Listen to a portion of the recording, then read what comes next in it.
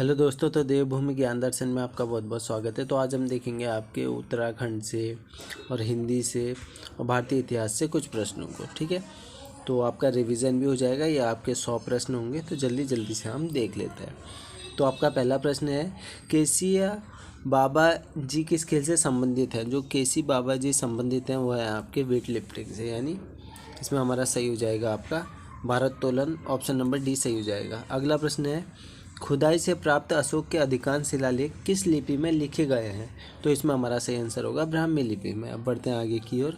शुद्ध वर्तनी का आपने चयन करना है, तो देखो इसमें जो हमारा सही आंसर होगा वह होगा आपका ऑप्शन नंबर बी अवशिष्ट, ऐसे लिखा जाएगा। अब बढ़ते हैं आगे की ओर। हंसा मनराल शर्मा जी किस खेल से संबंधित है? तो वेट लिफ्टिंग इसमें हमारा सही हो जाएगा। बढ़ते हैं आगे की ओर। सत्य शोधक समाज की स्थापना किसने की? तो देखो इसमें हमारा सही आंसर होगा ज्योतिराव फुले जी ने। ऑप्शन नंबर बी सही हो जाएगा। बढ़ते हैं आगे की ओर। एकार्थी शब्द किस संज्ञा के होते हैं? तो एकार्थी शब्द होते हैं आपके व्यक्तिवाचक। अब बढ़ते हैं फिर आगे की ओर। अगला प्रश्न है, चाइना वॉल के नाम से प्रसिद्ध हैं, तो वह है राय बहादुर छेत्री जी। ऑप्शन नंबर ए सही हो जाएगा। बढ़ते हैं आगे की ओर।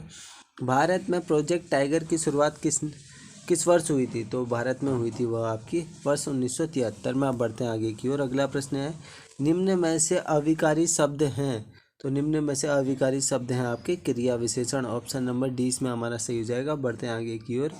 हरी सिंह थापा जी किस खेल से संबंधित है? तो वह संबंधित है आपके, वह है मुक्केबाजी। ठीक है, बढ़ते हैं आगे की ओर। तमिलनाडु और आंध्र प्रदेश के तट को क्या कहा जाता है? तो वो कहा जाता है कोरोमंडल तट। बढ़ते हैं आगे की ओर। निम्न में से कौन सा शब्द तत्सम नहीं है? तत्सम नहीं है पूछा गया, तो इसमें हमारा सही आंसर हो जाएगा उलझन। अब बढ़ते हैं फिर आगे की ओर। अगला प्रश्न है, इनमें से एशियाई खेलों में स्वर्ण पदक विजेता मुक्केबाज रहे हैं, तो इसमें जो हमारा सही आंसर होगा वह होगा हरी सिंह थापा जी। अब बढ़ते हैं आगे की ओर। अगला प्रश्न, भारत में हरित क्रांति का जन्मदाता किसे कहा जाता है? तो इसमें हमारा सही आंसर होगा स्वामीनाथन जी को। अब बढ़ते हैं आगे की ओर। अगला प्रश्न है, स्रोत के आधार पर शब्द के कितने भेद होते हैं? तो इसमें हमारा सही आंसर होगा 5। बढ़ते हैं फिर आगे की ओर। अगला प्रश्न है, एकता बिष्ट किस खेल से संबंधित हैं? तो इसमें जो हमारा सही आंसर है वह होगा हमारा क्रिकेट। अब बढ़ते हैं फिर आगे की ओर। अगला प्रश्न है, हुमायूं नामा पुस्तक की रचना किसने की थी? तो वह किसने की थी? गुलबदन बेगम इसमें हमारा सही हो जाएगा। बढ़ते हैं आगे की ओर। गलत संधि विच्छेद वाला विकल्प चुनिए, तो ऑप्शन नंबर ए इसमें हमारा सही हो जाएगा। ठीक है, उद लिखा है जबकि उत होता है आपका, ठीक है ना। चलो, उत्तरडयन होता है। अब बढ़ते हैं आगे की ओर। अगला प्रश्न है, जसपाल राणा जी को अर्जुन पुरस्कार से सम्मानित किया गया था, तो वह कब किया गया था? इसमें जो हमारा सही आंसर है वर्ष 1994 इसमें हमारा सही हो जाएगा। बढ़ते हैं आगे की ओर। किस गुप्त शासक ने नालंदा विश्वविद्यालय की स्थापना की? इसमें जो हमारा सही आंसर है वह होगा कुमारगुप्त ने। अब बढ़ते हैं आगे की ओर।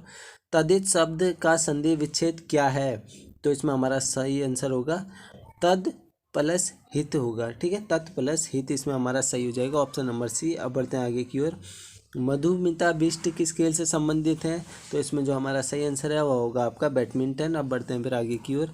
अगला प्रश्न है, भगवान विष्णु को समर्पित पुरी का जगन्नाथ मंदिर किस भारतीय राज्य में स्थित है? तो उड़ीसा इसमें हमारा सही हो जाएगा। अब बढ़ते हैं फिर आगे की ओर। अगला प्रश्न है, महोत्सव का सही संधि विच्छेद क्या है? तो इसमें जो हमारा सही आंसर होगा वह होगा आपका महोत्सव का होगा महा प्लस उत्सव।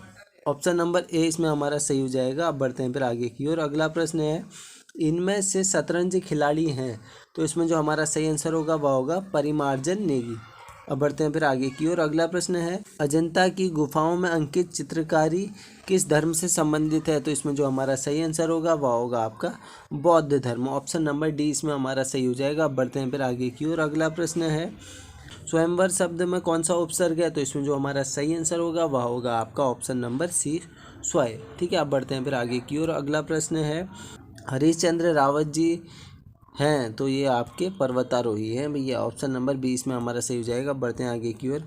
भारतीय इतिहास में बाजार मूल्य नियंत्रण पद्धति की शुरुआत किसके द्वारा की गई थी? तो वह किसके द्वारा की गई थी भैया? अलाउद्दीन खिलजी इसमें हमारा सही हो जाएगा। बढ़ते हैं आगे की ओर। अगला प्रश्न है, संग्राम में उपसर्ग बताइए, तो इसमें जो हमारा सही आंसर होगा वह होगा सम उपसर्ग। फिर इसमें जो हमारा अगला प्रश्न है, बछेंद्री पाल जी का जन्म कहाँ हुआ था? इसमें जो हमारा सही आंसर है वह है आपका उत्तरकाशी। अब बढ़ते हैं फिर आगे की ओर। अगला प्रश्न है दूरदर्शन में रंगीन प्रसारण किस वर्ष आरंभ हुआ था? तो इसमें जो हमारा सही आंसर है वह है 1982 को। अब बढ़ते हैं फिर आगे की ओर।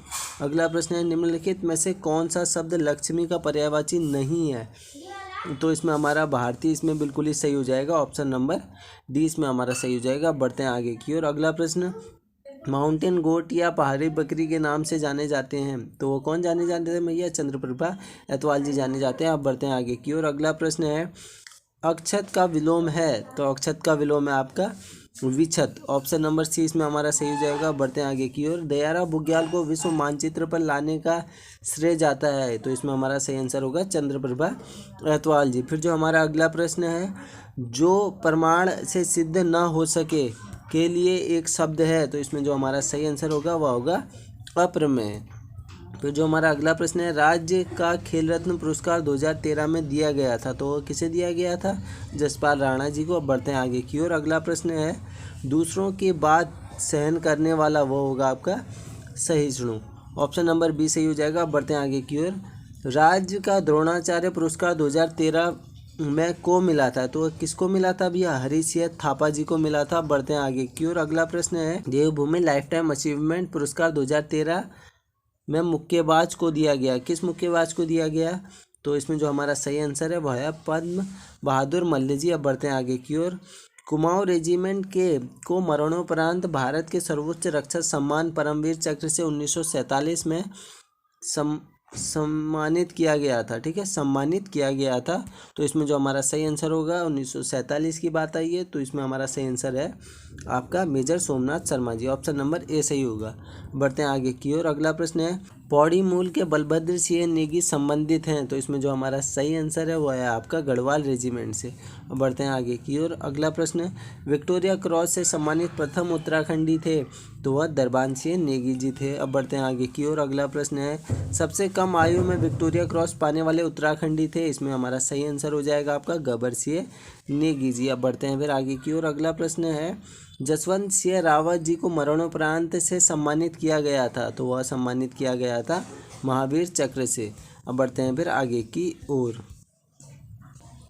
अगला प्रश्न है हिंदी के उद्भव का सही क्रम है, तो वह सही क्रम है आपका पाली प्राकृत अपभ्रंश और अवहट्ट, ऑप्शन नंबर ए इसमें हमारा सही हो जाएगा। अगला प्रश्न है मौलाराम आर्ट गैलरी कहाँ स्थित है, तो वह आपकी श्रीनगर में स्थित है। अब बढ़ते हैं आगे की ओर। अगला प्रश्न है भारत में पशुओं का सबसे बड़ा मेला कहाँ लगता है, तो वह लगता है आपका बिहार में, ऑप्शन नंबर सी सही हो जाएगा। बढ़ते हैं आगे की ओर। लिपि सुधार समिति का गठन किसने किया, तो इसमें जो हमारा सही आंसर है वह हो जाएगा महादेव गोविंद रनाडे जी। अब बढ़ते हैं फिर आगे की ओर। फिर जो हमारा अगला प्रश्न है पहाड़ी चित्रकला पुस्तक के लेखक हैं, तो किशोरी लाल जी हैं। अब बढ़ते हैं आगे की ओर। अगला प्रश्न है बौद्ध साहित्य की रचना किस भाषा में हुई, तो इसमें हमारा सही आंसर है पाली भाषा में।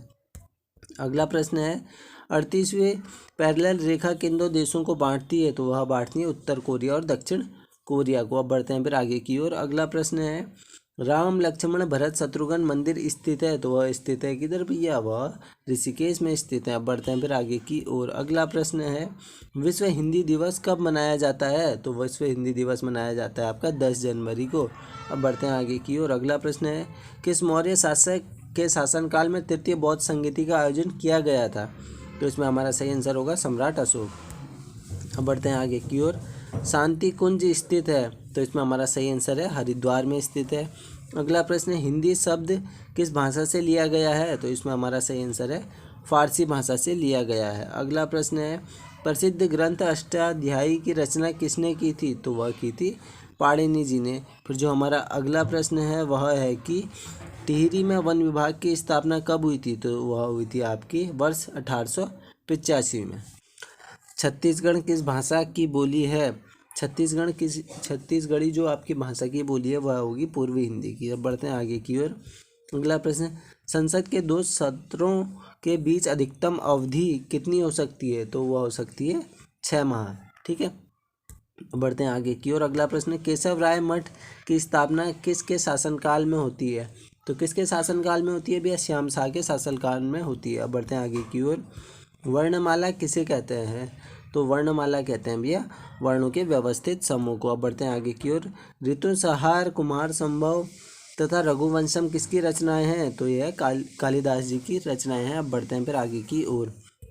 इनमें से फतेह शाह के दरबारी कवि हैं? तो वह मोतीराम जी हैं। बढ़ते हैं आगे की ओर। अगला प्रश्न है ओ औ किस प्रकार की ध्वनियाँ हैं? तो ये आपकी ध्वनियाँ हैं भैया, कंठोष्ठ ध्वनियाँ हैं। अब बढ़ते हैं आगे की ओर। खजुराहो के मंदिरों का निर्माण किस वंश के शासकों ने करवाया था? तो इसमें हमारा सही आंसर हो जाएगा आपका, वह करवाया था चंदेलों ने। ऑप्शन नंबर बी सही है। अब बढ़ते हैं आगे की ओर। किस राजा ने श्री रघुनाथ मंदिर में अपने जीवन का अंत कर दिया था? वह था जय कीर्ति शाह। अब बढ़ते हैं फिर आगे की ओर। अगला प्रश्न है हिंदी में दीर्घ स्वरों की संख्या कितनी है? तो दीर्घ स्वरों की संख्या 7 है। अब बढ़ते हैं फिर आगे की ओर। अगला प्रश्न है महमूद गजनवी ने सोमनाथ मंदिर को कब लूटा था? तो इसमें हमारा सही आंसर हो जाएगा 1025 में लूटा था। फिर जो हमारा अगला प्रश्न है वह है यमुना पर हिबेड ब्रिज का निर्माण किस राजा के शासनकाल में हुआ? तो इसमें हमारा सही आंसर है कीर्ति शाह के शासनकाल में। बढ़ते हैं आगे की ओर। स्पर्श व्यंजन को भी कहा जाता है? तो वह कहा जाता है वर्गीय व्यंजन। बढ़ते हैं आगे की ओर। असम राज्य का कौन सा अभ्यारण्य एक सींग वाले गैंडे के लिए प्रसिद्ध है? वह है काजीरंगा राष्ट्रीय उद्यान। फिर जो हमारा अगला प्रश्न है वह है खस राजाओं ने पराजित किया था? तो खस राजाओं ने वीणाचंद को पराजित किया था। अगला प्रश्न है निम्नलिखित में से कौन सा व्यंजन अघोष है? तो इसमें हमारा ठौ व्यंजन आपका अघोष है। अब बढ़ते हैं आगे की ओर। राष्ट्रीय कैडेट कोर की स्थापना किस वर्ष हुई थी? हुई थी 1948 में। अब बढ़ते हैं फिर आगे की ओर। अगला प्रश्न सोनिया फागुन कर लिया जाता है? तो वह लिया जाता है आपका उत्सवों पर। ऑप्शन नंबर बी सही हो जाएगा। बढ़ते हैं। जय जवान जय किसान जय जवान जय किसान जय विज्ञान का नारा किसने दिया? अटल बिहारी वाजपेयी जी ने दिया था। अब बढ़ते हैं आगे की ओर। गोमती नदी के पुल का निर्माण किस कमिश्नर के शासनकाल में हुआ था? तो वह था भैया थॉमस लुसिंगटन। अब बढ़ते हैं आगे की ओर। अगला प्रश्न है ए स्वर का प्रकार है? ए स्वर का प्रकार है तो इसमें हमारा सही आंसर हो जाएगा वह दीर्घ स्वर है आपका। बढ़ते हैं आगे की ओर। अगला प्रश्न है निम्नलिखित में से किस देश को नील नदी का उपहार कहा जाता है? तो वह कहा जाता है मिस्र को। अब बढ़ते हैं आगे की ओर। अगला प्रश्न उत्तराखंड की कौन सी जनजाति अपने को पवार राजपूत बताती है? तो वह बोक्सा जनजाति हो जाएगा। अब बढ़ते हैं आगे की ओर। अगला प्रश्न निम्नलिखित में से कौन सा अग्रस्वर नहीं है? अग्रस्वर अ नहीं है। अब बढ़ते हैं आगे की ओर। जो हमारा अगला प्रश्न है भारत के राष्ट्रीय गीत वंदे मातरम को सर्वप्रथम कांग्रेस के किस अधिवेशन में गाया गया था? तो इसमें हमारा सही आंसर हो जाएगा 1896 के कलकत्ता अधिवेशन में। अब बढ़ते हैं आगे की ओर। काशीपुर में बाल सुंदरी देवी के मंदिर पर कौन सा मेला लगता है? तो इसमें हमारा सही आंसर हो जाएगा चैती मेला। अब बढ़ते हैं आगे की ओर। प्रत्येक वर्ग का दूसरा और चौथा वर्ण क्या कहलाता है? तो दूसरा और चौथा वर्ण आपका क्या कहलाएगा? इसमें जो हमारा सही आंसर हो जाएगा वो हो जाएगा महाप्राण कहलाएगा। ऑप्शन नंबर ए सही हो जाएगा। बढ़ते हैं आगे की ओर। अगला प्रश्न है शक संवत को राष्ट्रीय पंचांग के रूप में कब अपनाया गया था? तो इसमें हमारा सही आंसर है 1957 में अपनाया गया था, यानी 22 मार्च 1957 सही हो जाएगा। बढ़ते हैं आगे की ओर। लोसर मेले का आयोजन कहाँ किया जाता है? तो उत्तरकाशी इसमें हमारा सही हो जाएगा। 9 वर्ण का उच्चारण स्थान है? तो इसमें जो हमारा सही आंसर है वह है आपका दंत और नासिका। अब बढ़ते हैं आगे की ओर। जर्मनी के एकीकरण का श्रेय किसे दिया जाता है? तो वह दिया जाता है बिस्मार्क को। अब बढ़ते हैं आगे की ओर। कार्बेट राष्ट्रीय उद्यान का क्षेत्रफल कितना है? तो 520.82 सही है। अब बढ़ते हैं आगे की ओर। अगला प्रश्न उच्चिप्त ध्वनि का प्रयोग हुआ है? तो वह हुआ है आपका पढ़ाई में। ठीक है। अब बढ़ते हैं आगे की ओर। अगला प्रश्न ईस्ट इंडिया कंपनी को सूरत में कंपनी का पहला कारखाना लगाने की इजाज़त किस मुगल बादशाह ने दी थी? तो इसमें हमारा सही आंसर हो जाएगा जहांगीर ने। अगला प्रश्न है गोविंद राष्ट्रीय उद्यान की स्थापना कब हुई थी? तो वह हुई थी वर्ष 1980 में। अब बढ़ते हैं आगे की ओर। अगला प्रश्न क ग ज फ ध्वनियाँ किसकी हैं? तो ये हैं आपकी अरबी और फारसी की। ठीक है। अब बढ़ते हैं आगे की ओर। अगला प्रश्न निम्नलिखित में से भारत का कौन सा क्षेत्र पुर्तगालियों का प्रथम व्यापारी केंद्र था? तो वह था गोवा। अगला प्रश्न ऑपरेशनल ब्लू एंजल कब चलाया गया था? ऑप्शन नंबर बी सही हो जाएगा। बढ़ते हैं आगे की ओर। नैन्सी रावत पर्वतारोहण संस्थान स्थित है मुंशेरी से हो जाएगा। बढ़ते हैं आगे की ओर। और देखो ये आपका लास्ट प्रश्न था। यहीं पे करते हैं वीडियो को समाप्त। अगर इस वीडियो से आपको थोड़ा बहुत भी ज्ञान प्राप्त हुआ होगा तो आप इस वीडियो को लाइक कर देना, शेयर कर देना और कमेंट कर देना। इसी आशा के साथ हम करते हैं वीडियो को यहीं पर समाप्त। चलिए धन्यवाद।